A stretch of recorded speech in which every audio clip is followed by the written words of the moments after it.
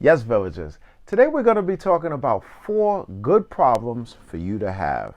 If you want to find out if your view is represented among the 4, you are in the right place. If you're new to this channel, welcome to our village. If you're a returning villager, welcome as well. So, let's get into it. Welcome to Garden of the Mind, where we reduce stress, improve our health and fitness, and improve our financial IQ every episode.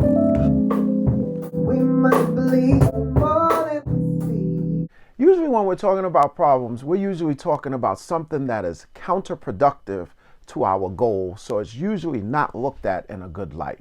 But we got 4 things for you to look at in a better light.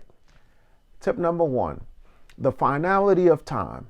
Now, I'm sure you probably don't see the immediate connection between the finality of time with being a good problem.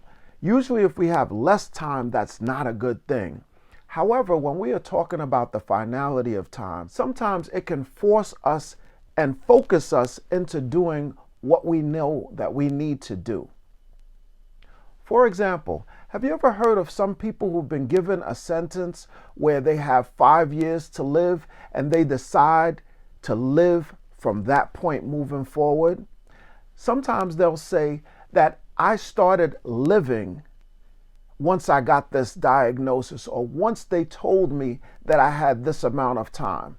Otherwise, you think that you have forever and you continue to procrastinate and kick things down the road and not necessarily do them.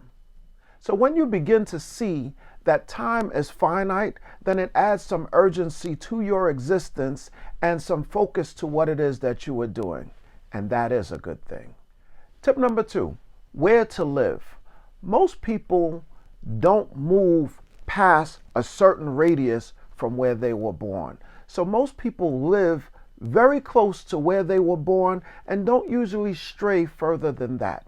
So in order for you to live in a different place, that's a huge luxury. If you have the ability to move from one place to another, that also means that you have the means to do so, the wherewithal, and the exposure to other places that have compelled you to want to go and live there. Imagine changing your zip code by the weather. So going to areas where it's constantly hot all year round. So you stay in the region that you are in during the time it's warm, and then when it starts to get cold there, you go to another place where it's warm.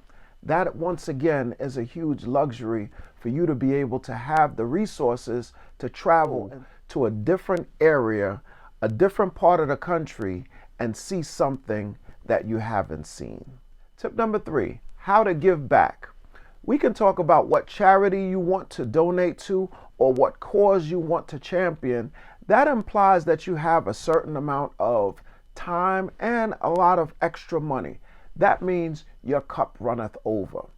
Well, whether you have extra or not, your cup still runneth over, because no matter what it is that you don't have, you are never too poor to give.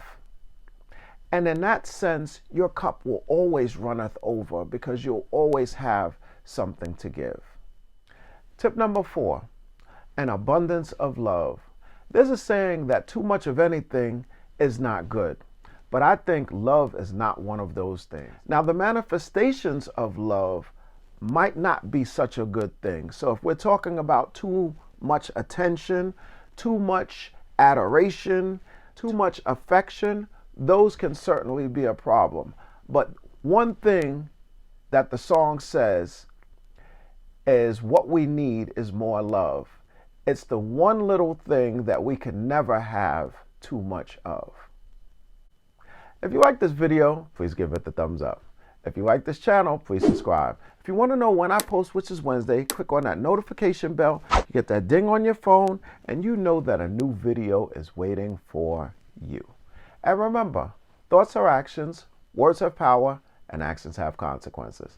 I'll see you next Wednesday. I'll see you then.